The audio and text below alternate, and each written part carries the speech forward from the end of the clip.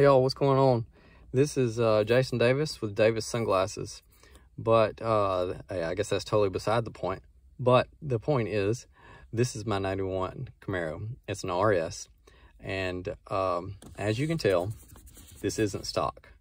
So all of us that have a certain year models of Camaros, there was multiple different shifter plates, and the one that had the lines in it, the ridges, those are destined to fail. They're destined to break. And mine finally broke after it was over 25 years, maybe about 25. And I've had this car over 20 years. And so when mine broke, I got to looking into it, you know, is the replacement's going to buy just the band? And come to find out, the only replacement is I had to buy an entire shifter plate, which I really didn't want to do that because there was nothing wrong with my shifter plate. I mean, other than this little blemish here, my shifter plate's fine. I just wanted to replace this.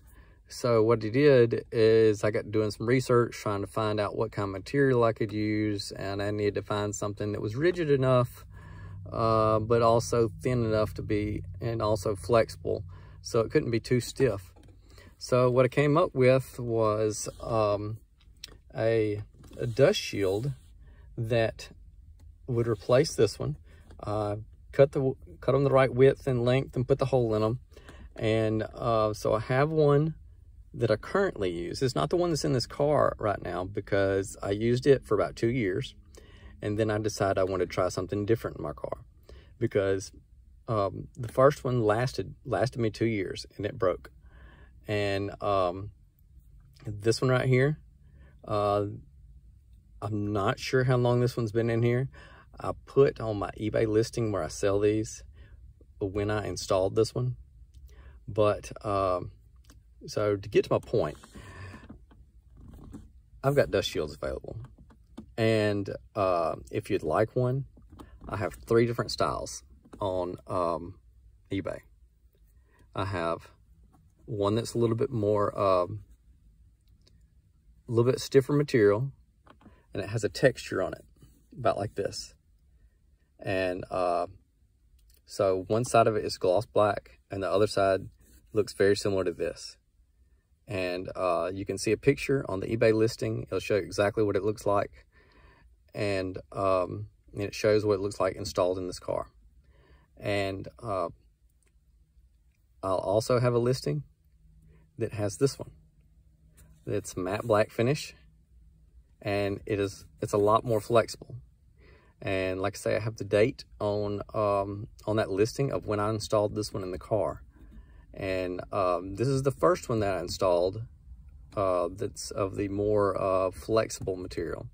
Now I do charge more for this one. And I also have another one made out of material very similar to this, that's more flexible, but it's made out of gloss black material. So you've got 3 options. And what I'll do is I'll post all 3 links in the description of this eBay video, of this YouTube video.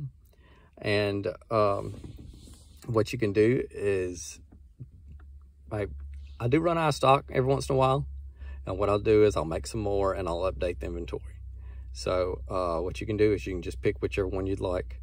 It's 3 different listings. Like I say, I have gloss black, I have this matte black finish, and I have one that's made out of another material that has a finish on it very similar to this. Okay, so the flat black is going to be 30, the gloss black is 20, and the other one that's the thinner material that's a little bit stiffer and it's got the finish on it like this, that one's 20. Now I've sold probably almost 300 of those as of the time of making this video. And the one that's 20, it will last you about 2 years. All right, so as of right now, I don't know how long this one lasts. Like I say, you can look on the listing, it'll say how, when I installed it, but as of the time of this video, it may be almost 2 years now. So if you want to continue watching this video, I can tell you how you would install it. But, you know, some people have trouble with it and some people don't. It's actually a pretty easy install. Sometimes it's gotten easier the more times I've done it, because I did try a couple of different ways to do it, because I was trying to buy some material that was closer to the same width. That way I didn't have to worry about cutting the width also. I was trying to make it more convenient on me, but that didn't work out. So just so you know, the times that I have installed it, what's worked best for me is I would get the car in a position where I could put it in back here in neutral, okay? And then the purpose for that is whenever you're, of course you want to have the emergency brake on, okay? And you want to be able to put your car in neutral, and there is on the back side, let's see if you can see it, where my finger is. There's a piece that looks kind of like a staple, a big staple. You can take a small screwdriver and pull that out, okay? But you don't want to do that till after you've got it pulled back in position, okay? Once you pull that staple out, then you can pull this knob off, okay? And so you want to go ahead and have the shifter in position where you want it before you do that, because then you won't be able to push down on this anymore. But you know, you want to take these screws out, and so it's a Torx. Take these screws out. There's going to be a light underneath here, so you're not going to be able to pick it all the way up, and until you unplug that light. And then on this side, it kind of, there's some white plastic that's on the back side of this. It kind of wedges down in here, and if you don't pull this all the way back, you're going to have trouble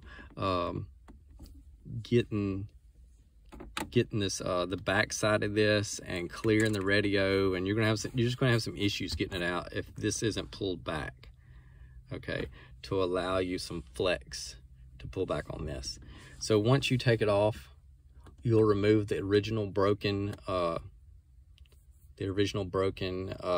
dust shield, and what you'll do is you'll just slide this one in place and slide it back over the top of this one. Of course, make sure you reattach your light. Put this thing back in place, and you know, tighten everything down. Put your knob back on, and just slide that staple back in place, okay? And there is one disclaimer I have heard that some people have problems with, and I know there's a 3D printed cup holder that some people have cut this off, and they've put in a 3D printed cup holder here. I've heard that some people have had trouble with that, and but the one that told me that they had trouble with it, they had bought the more rigid, the stiffer one. So I feel like, I could be wrong, that with a more flexible dust shield, that you wouldn't have that problem with the you know, if you had cut this off and replaced it with the you know, with a 3D printed cup holder, okay? So it may be just a problem that they're having with the other one, because it's a little bit more stiff.